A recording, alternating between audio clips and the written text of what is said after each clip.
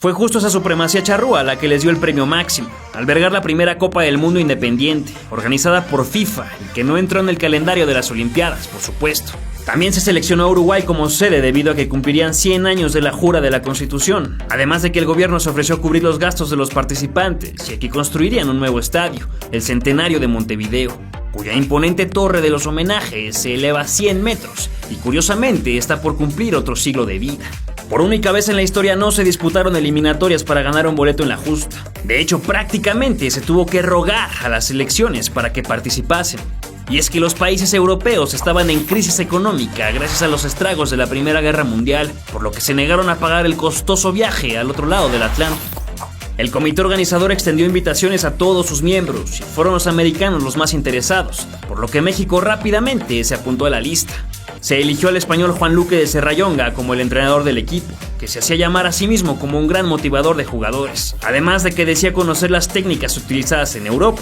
En México dirigía al Germania, un club que solo duró 18 años y que desapareció poco después de la Copa del Mundo. Aunque muchos periodistas de la época criticaron la elección, ya que pedían que el equipo debía incluir a lo mejor de nuestro país en cancha y banca.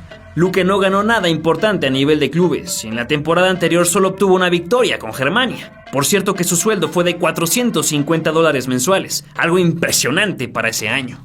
La federación anunció que el 25 de mayo se realizaría un partido amistoso en el Parque España, en un combinado de puros jugadores de la Liga Capitalina, ignorando por completo la de Jalisco y Veracruz, lo que causó otra importante molestia. El partido enfrentó a los rojos contra los verdes. Los primeros alinearon a 5 futbolistas del Atlante, 4 del América y 2 del Necaxa. Los segundos incluyeron a 2 del América, 2 de Necaxa, 2 de Atlante y 5 del Club México. El encuentro finalizaba con victoria agónica de los rojos en los últimos minutos de un partido que se jugó a 90 y sin descanso. Fueron 2 directivos los encargados de elegir a los futbolistas que nos representarían, ya que en esos tiempos el técnico no contaba con dicha prestación. Jesús Salgado, presidente del Atlante, y Luis Andrade Pradillo del América. Los porteros fueron Isidoro Sota y el mismo Óscar Bonfiglio. En la defensa se contaba con Manuel el Chaquetas Rosas y los hermanos Garza Gutiérrez, Francisco y Rafael el Récord. Para la media cancha se contó con el Diente Felipe Rosas, el Viejo Alfredo Sánchez, Raimundo el Mapache Rodríguez y Efraín Amezcua, otro de los pocos sin apodo representativo. Adelante se conjuntaron los mejores goleadores de la época: Hilario el Moco López, Roberto la Pulga Gallón, Dionisio Nicho Mejía, el Trompo Juan Carreño, Luis Pichojos Pérez, Pepe Ruiz, Felipe la Marrana Olivares y Jesús el Chiquilín Castro.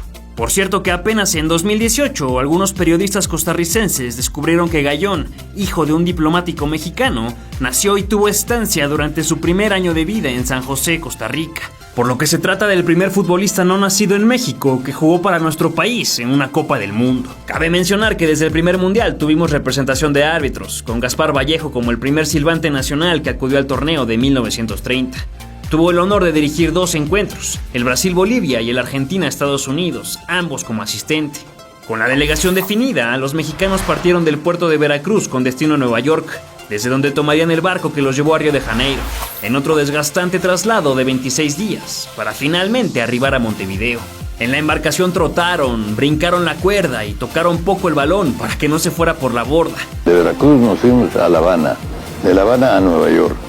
Y de Nueva York nos fuimos a Río de Janeiro, donde entrenamos ya en pasto, ya en cancha. Después de los múltiples rechazos al torneo, los países participantes disminuyeron de 16 a 13, por lo que se tuvieron que dividir en 3 grupos de 3 y otro de 4.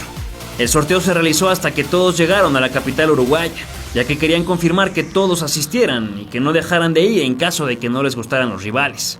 A México le tocó, para empezar bien, el grupo más difícil de todos. Argentina, Chile y Francia serían los rivales de un combinado que viajó temeroso por todos los malos augurios planteados por la prensa de nuestro país, que ya desde entonces vivía de la crítica a una incipiente e inexperta selección. Claramente los aztecas no tenían muchas oportunidades de victoria. El nulo roce internacional y la desastrosa liga provocaban que nuestro fútbol no creciera en absoluto, por lo que la segunda aventura en el extranjero sería fatalista y sentaría las bases de una historia generalmente derrotista, desafortunadamente.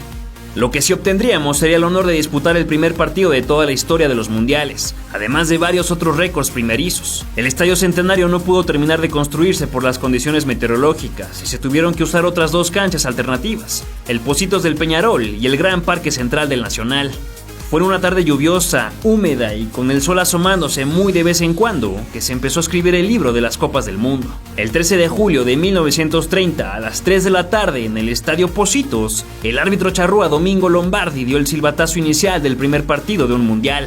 México, de camisola color guinda, chocaba con Francia bajo un frío infernal, desconocido para los nuestros, pero al que los europeos estaban bastante acostumbrados. A pesar de las palabras de motivación de Luque unos días antes, en donde le aseguraba a los suyos que la Virgen de Guadalupe rezaba por ellos en el Tepeyac, los mexicanos no pudieron hacer mucho. Con los galos mejor organizados y nuestros compatriotas tratando de lucirse individualmente, fue fácil que se abriera el marcador. El portero Alex Tepot tocó a su central Agustín Chantrell, quien trazó hacia la corrida de Ernest Liberati. El francés se encarreró y fácilmente dribló a Rosas, para después entrar hacia Lucien Laurent, quien con una volea de pierna derecha se apuntó como el primer anotador de un gol en Copas del Mundo, apenas al minuto 19. Los franceses no se detuvieron en su asedio y Óscar Bonfiglio sacó a relucir sus grandes dotes como portero. Él no lo sabía, pero sería el primero de una larga lista de magníficos cancerberos nacidos en México y que nos han representado en todos los mundiales. Desafortunadamente, la escuadra nacional demostró a todas luces su poca experiencia en el juego. Los delanteros hacían bonitos firuletes, pero adelantaban demasiado el balón y tomaban mucho tiempo para decidir, por lo que rápidamente les robaban la bola. Antes de finalizar la primera mitad, Languiller, con un tiro esquinado, y Machinot, con otra potente volea, dejaron el marcador en 3-0. Al volver del descanso, la violencia se hizo presente en ambos bandos, provocando un partido rudo. Tuvo que ser el menos disciplinado, pero más talentoso, el que anotara el primero mexicano. El trompo carreño empujó a su equipo y al minuto 68 celebró el del descuento, que significó también el primer gol de la historia de nuestro país en la máxima competición. Tristemente, ese día se crearía otra marca, ya que al 86 Machinot clavó el primer doblete de todos los tiempos. México lo perdía 4-1 y Francia conseguía los únicos 2 puntos que tendría al finalizar el torneo. Si llegaste hasta acá y eres fanático de nuestro contenido, te invito a que seas miembro del canal, con lo que tendrás acceso a contenido exclusivo, detrás de cámaras, menciones en nuestros videos y otros beneficios solo para miembros que puedes conocer en el link que está en la descripción. Únete y armemos juntos el rompecabezas del fútbol mexicano. Extrañamente, y a pesar de su gran actuación, a Bonfiglio lo mandaban a la banca para el segundo partido de grupos, en donde se enfrentarían a Chile el 16 de julio de 1930. Isidoro Sota fue el encargado del arco. Poco o nada hicieron los aztecas en el Estadio Parque Central. El primer tanto sudamericano llegó al 12, supuestamente precedido por una mano que los nuestros reclamaron no solo durante el partido, sino a su llegada a México y hasta el fin de sus días. Poco importó, ya que el mismo Carlos Vidal volvió a perforar las vallas de Sota apenas iniciando la segunda mitad. A pesar de que el Moco López y Carreño dieron todo de sí para descontar, los chilenos dieron la puntilla gracias al fatídico autogol del Chaqueta Rosas, que por supuesto fue el primero de la historia. 3-0 perdía México, pero la delegación tenía la ocurrencia de decir que como el primer gol no debió contar y el tercero lo anotó un mexicano, el marcador debió ser 1-1.